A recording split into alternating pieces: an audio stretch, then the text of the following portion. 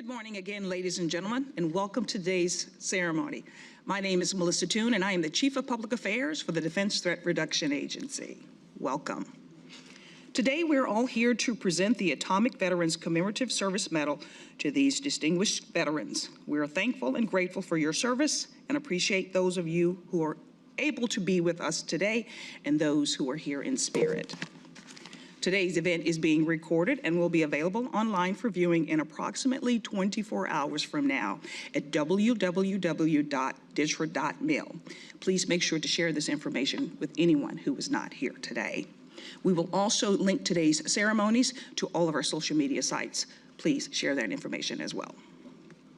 At this time, ladies and gentlemen, please rise for the arrival of the official party, the honors to our guest speaker, and the playing of our national anthem, and the invocation by Chaplain Thomas Brooks.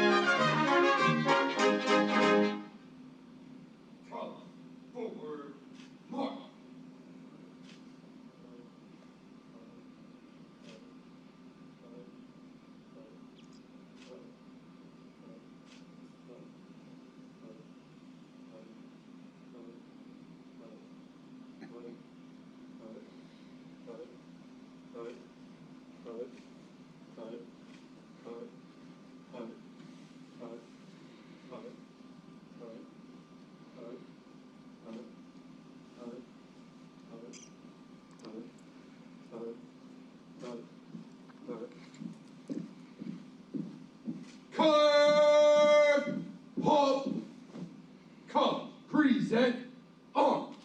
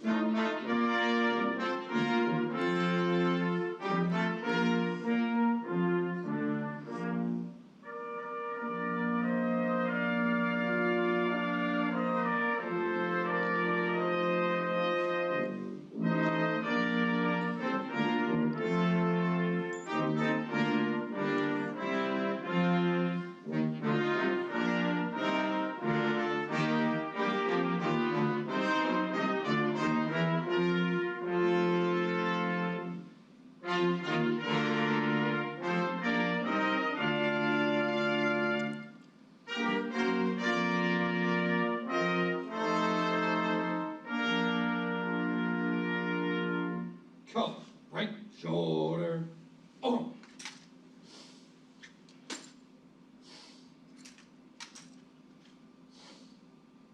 Cuff, collar stern, mark.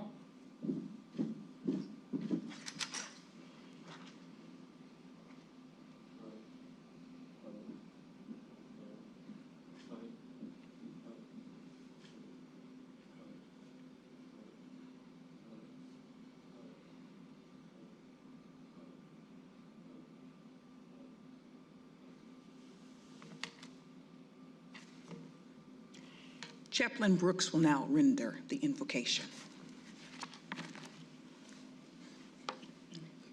Let's pray.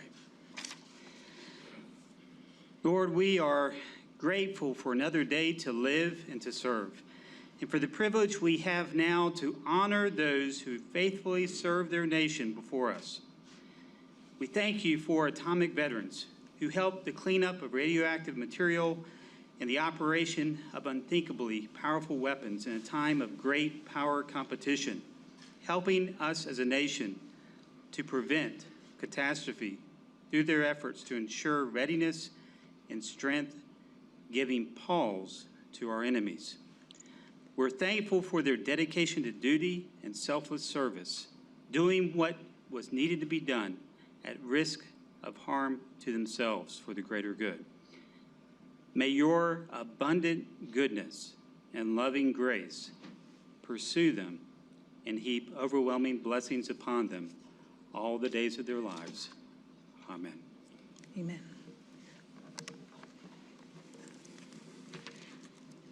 Ladies and gentlemen, please be seated. At this time, we would like to welcome today our guest speaker, Congressman Jim McGovern, who represents the 2nd District of Massachusetts in the U.S. House of Representatives. Congressman McGovern and his office has worked tirelessly in support of the atomic veterans and is the ranking member of the House Rules Committee, chaired the Congressional Executive Commission on China, and is the co-chair of the Tom Lantos Human Rights Commission. Congressman McGovern, welcome.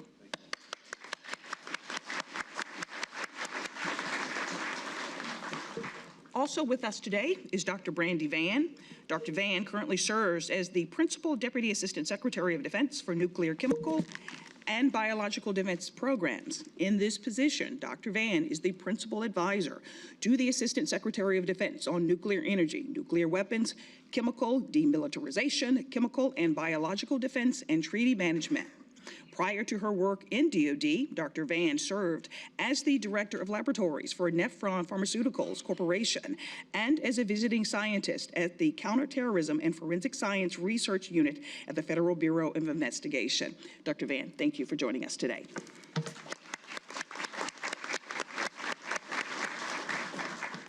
Today is an extraordinary day for us here at the Defense Threat Reduction Agency as we honor the nation's atomic veterans with this prestigious medal. We have looked forward to today's event and proud to be a part of this occasion. Before we move forward with the awards presentation, I would like to share with you just a brief history of this important award.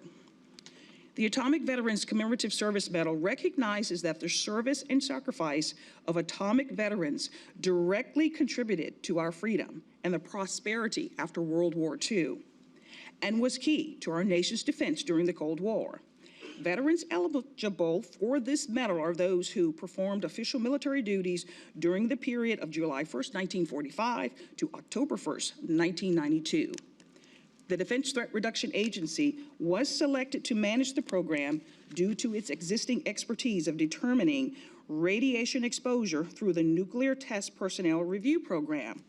DTRA's Nuclear Test Personnel Review has maintained a database of participants and radiation dose reconstructions since 1978. On July 5th, 2022, the Secretary of Defense, Lloyd Austin, established the Atomic Veterans Commemorative Service Medal and the Atomic Veterans Service Certificate to honor the service and sacrifices of veterans instrumental in the development of our nation's atomic and nuclear weapons programs. The director of the Defense Threat Reduction Agency manages the Atomic Veterans Program and began issuing medals on December 6, 2022. Our nation's longstanding nuclear deterrence capability resulted from the service and sacrifice of these atomic veterans who participated in the initial testing and development of the weapons programs, especially the dangerous and important work often done in secret due to national security requirements. For several years, DTRA and the Department of Defense have partnered with veteran and military service organizations to honor the service of the atomic veterans. It is the culmination of that collaboration that brings us all here today. The Defense Threat Reduction Agency is deeply grateful for the service, sacrifice, and commitment to the nation of these veterans and their expertise that has left a lasting mark in the advances of atomic and nuclear weapons technology. We're humbled and honored to have you here today and to have the opportunity to celebrate you and to simply say thank you.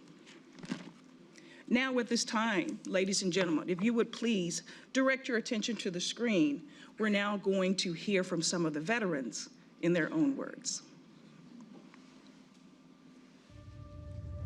For many years, military service members that participated in the initial testing and development of our nation's atomic and nuclear weapons programs worked in secrecy and went largely unrecognized. While it's not clear just how many veterans took part in such operations due to the classified nature of their work, records indicate it could be more than 500,000.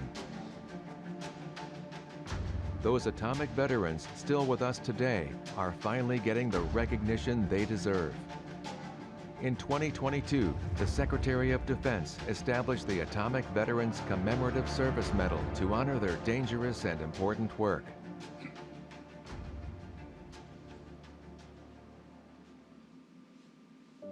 See, when I was a kid, I remember when they dropped the nuclear weapons on Japan in Nagasaki and Hiroshima. I was only 9 years old, but I heard the people talking about how much damage it had done to the country. And when one of those things went off that we were testing was so much larger, so it's amazing, and the feeling you get if something like that was to come in on a populated area, it would be devastating. So that you realize how serious this was at the time. My position during these blasts was on the con, which was the top of the ship. And as a result, obviously, I saw most of the blasts that occurred. And most of these blasts occurred about midnight. And this one blast that I happened to see, after the bomb was dropped from the B-29, all of a sudden, from a pitch black night, the sky was brightly lit up, startlingly so, from horizon to horizon, just a clear blue like a noonday. Unbelievable. It was eerie because we didn't hear any noise, and just looked about, just wondering what this was all about. I mean, it was something that we had never experienced before. But it just got to be just totally routine. It was no thing. The only time that it was not routine, it was when they did their first big underwater blast, right? And that was really, really interesting.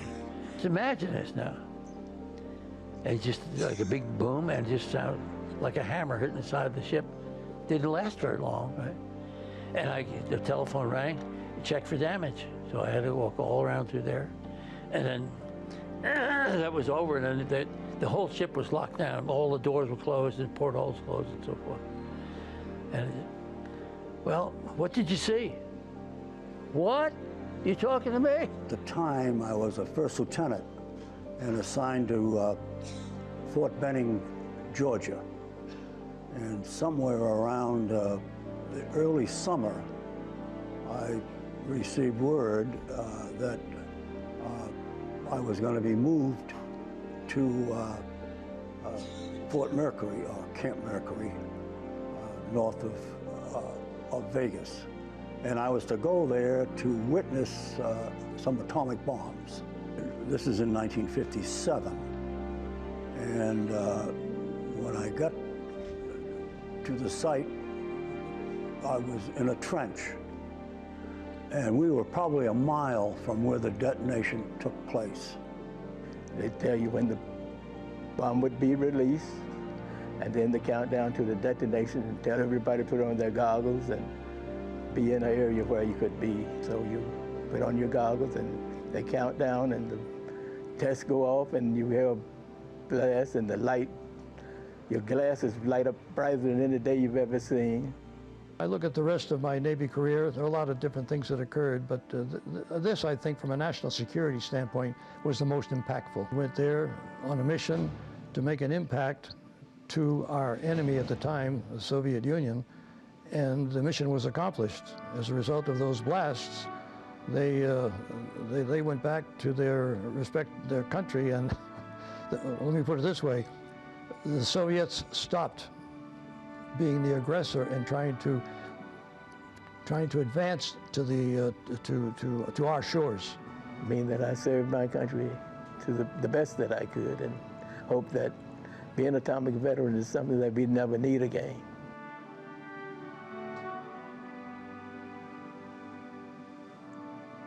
Today, we are here to honor all our brave atomic war veterans.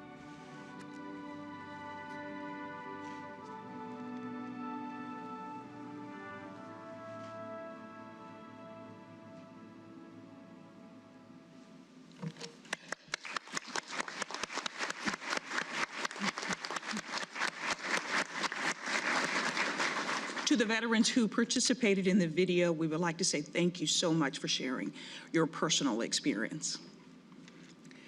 Ladies and gentlemen, at this time, please allow me to introduce, at this time, the Director of the Defense Threat Reduction Agency, Ms. Rebecca Hersman.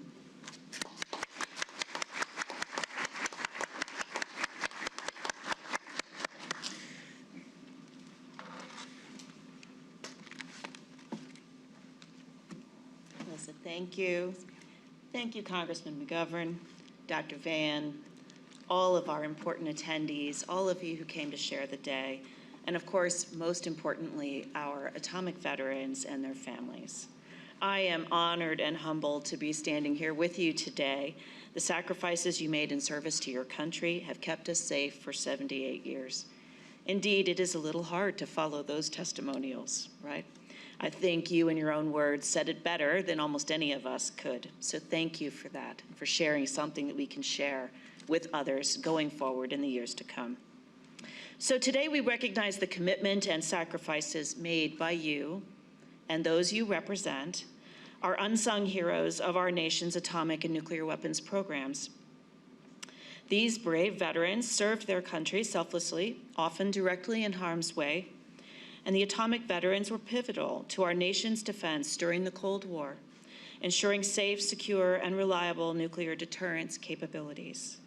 As Mr. Joseph Morency expressed in the video, the mission was accomplished and the Soviets stopped aggressing towards our shores. Now, you know, it's fitting that this commemoration occurs this week, 22 years since that tragic day when 4 aircraft left their mark on the World Trade Center, Shanksville, and the Pentagon, and our nation changed forever. Now, I don't know about you, but when I reflect on that day, on 9/11, it's often the memories of what we experienced as people who lived it. It's the quiet, unsung, often unknown heroes who risked, and in many cases lost their lives in the moment or in the years that followed, because they were there helping their fellow citizens. On that day, they were firefighters, medical workers, police officers, and everyday Americans helping each other, quiet heroes. And it is similar, quiet heroes, we celebrate today. For years, the efforts of our atomic veterans were shrouded in secrecy due to national security requirements, and yet their efforts provided the very foundation of U.S. national defense and security for more than 7 decades. And it is right that they should be honorably recognized.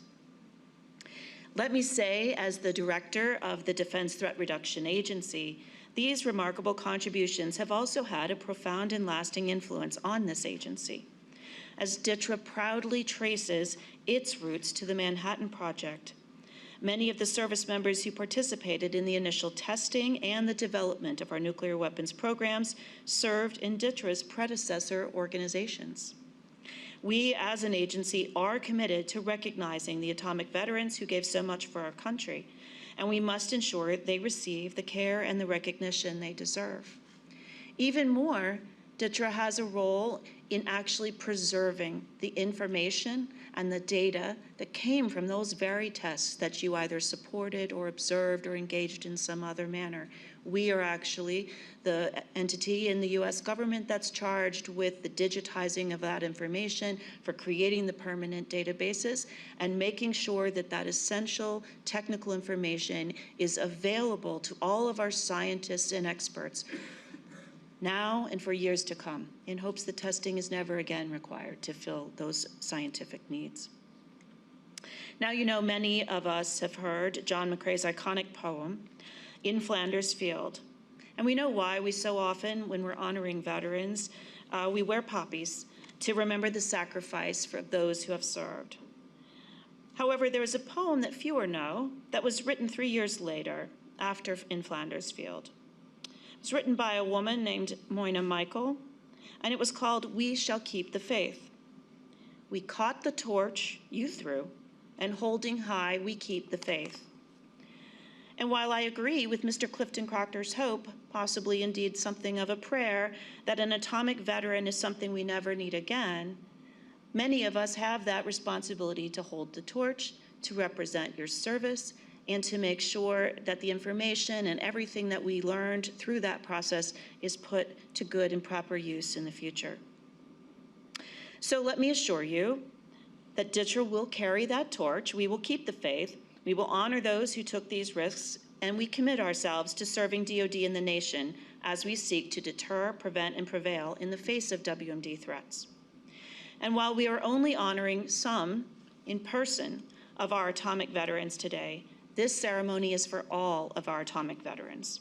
Before the ceremony began, we tried to share numbers. We've issued more than 2,000 medals to recipients of the AVCSM to date.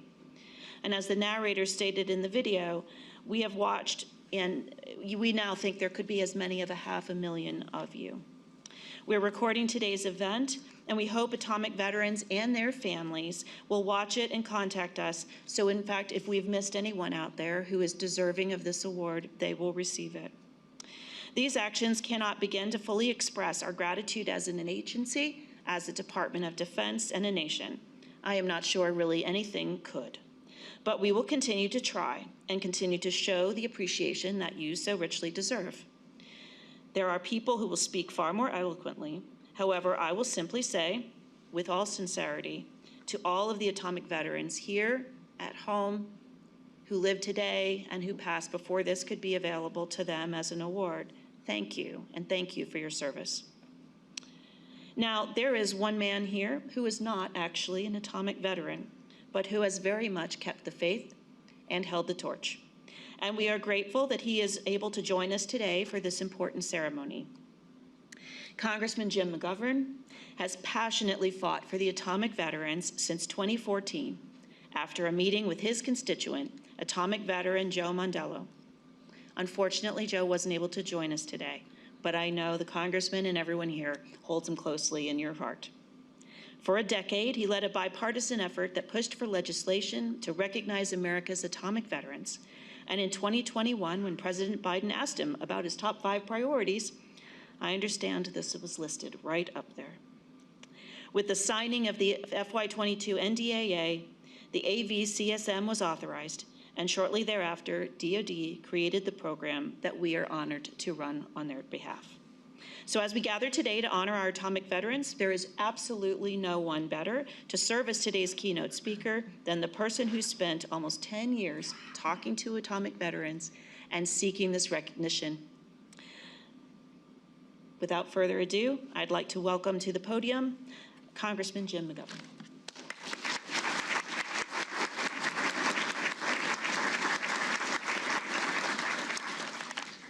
Well, good morning, everyone.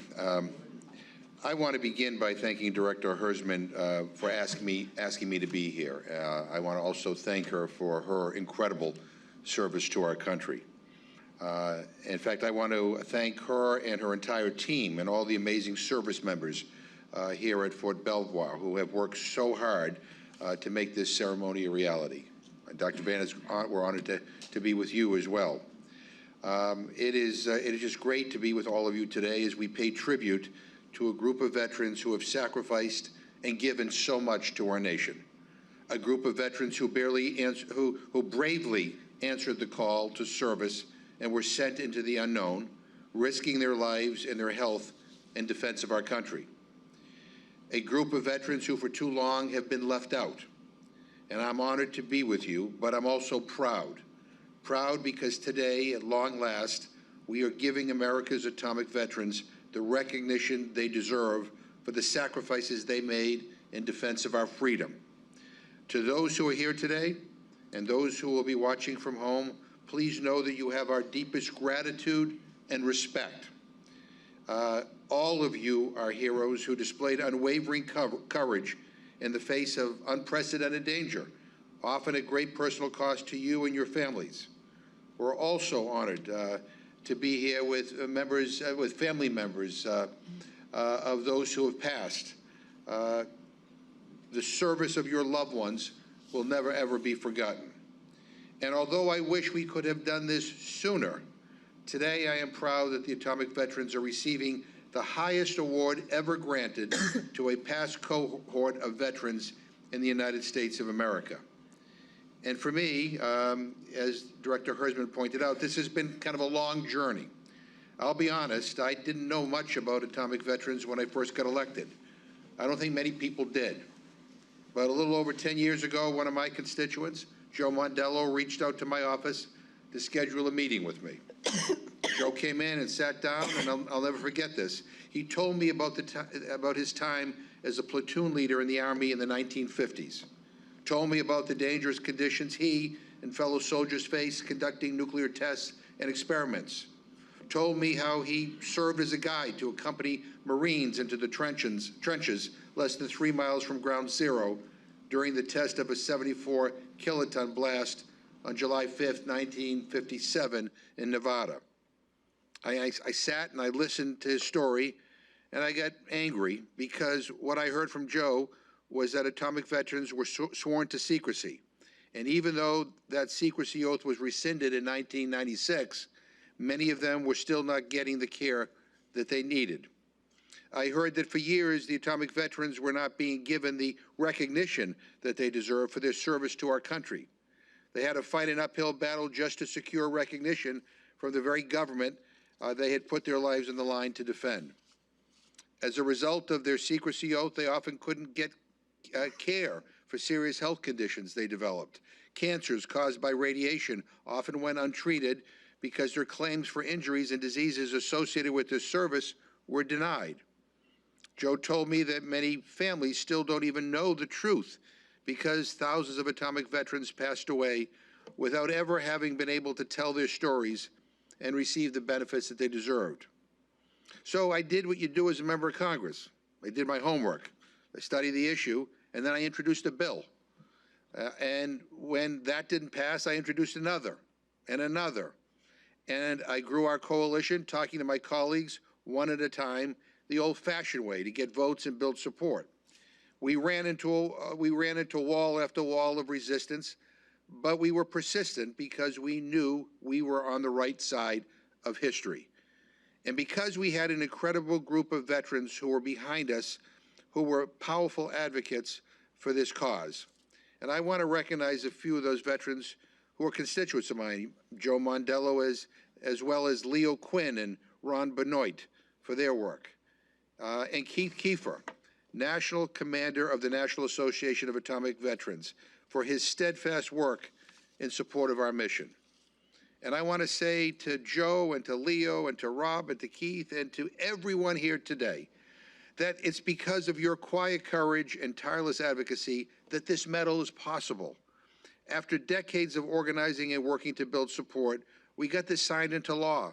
And today we are here to say with one voice as a nation, thank you to our Atomic Veterans. America has a sacred obligation to protect those we send into harm's way and to look after and care for them when they return home. That's what this is all about. This medal is a small token of our immense gratitude for your service and for your sacrifice. It represents not only your commitment to the defense of our nation, but our commitment to never forget what you did. To all our Atomic Veterans and their families, we say thank you. Thank you for your unwavering commitment to your mission. You are American heroes. Just like you kept your word long after your service ended, your heroism will be remembered for generations to come. And I hope that this medal and the recognition it signifies is a comfort to you and your families, and a reminder that we remember and appreciate what you did and what you had to endure. May God bless America, and may God protect our troops. Thank you very much.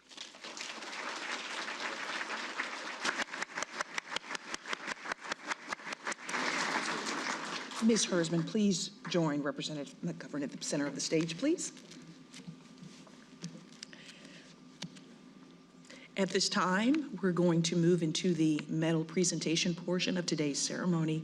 We would like to ask our awardees to please stand and make your way to the center of the aisle to move to the stage.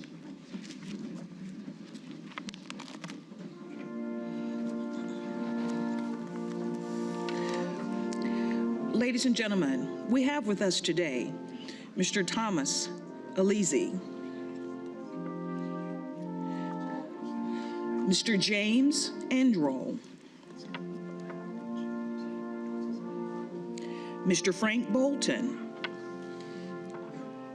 Mr. Kenneth Brownell,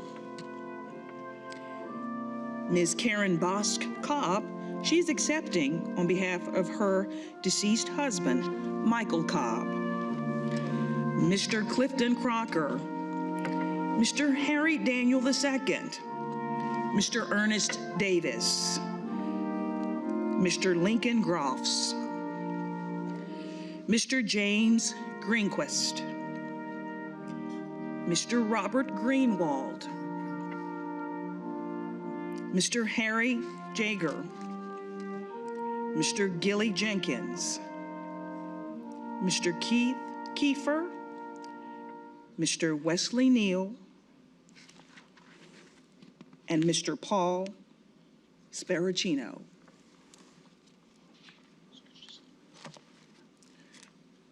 Ladies and gentlemen, let's give our awardees a round of applause.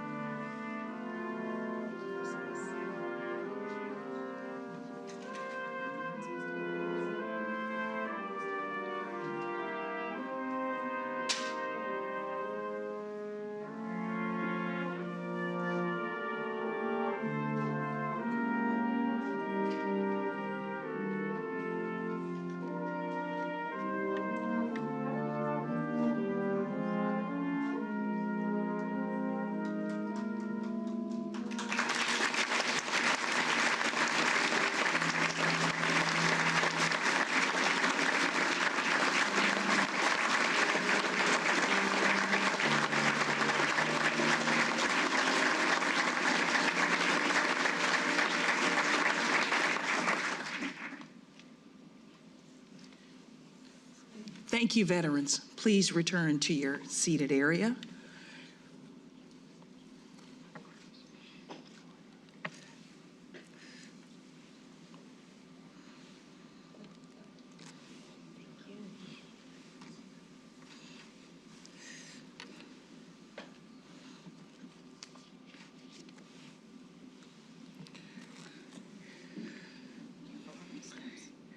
After the veterans return to their seated area, we will ask everyone to stand for the playing of the Armed Forces Medley.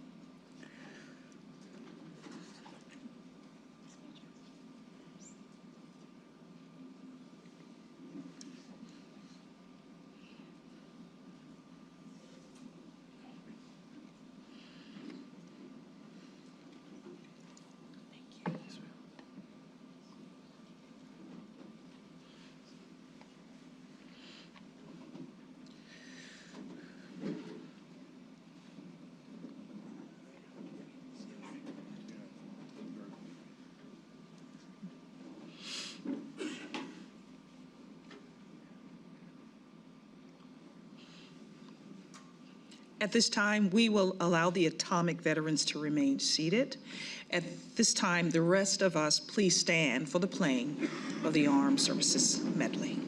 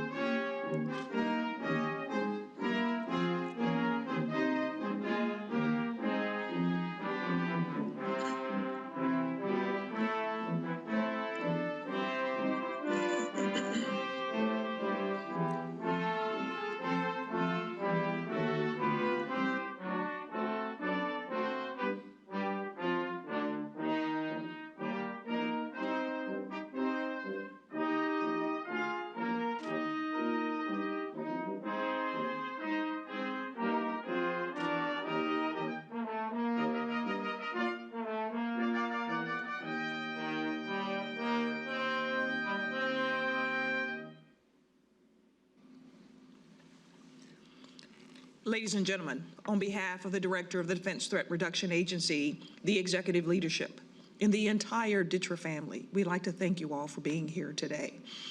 This is the ending of today's ceremony. We would ask that the other members of the audience please wait while the veterans depart the area.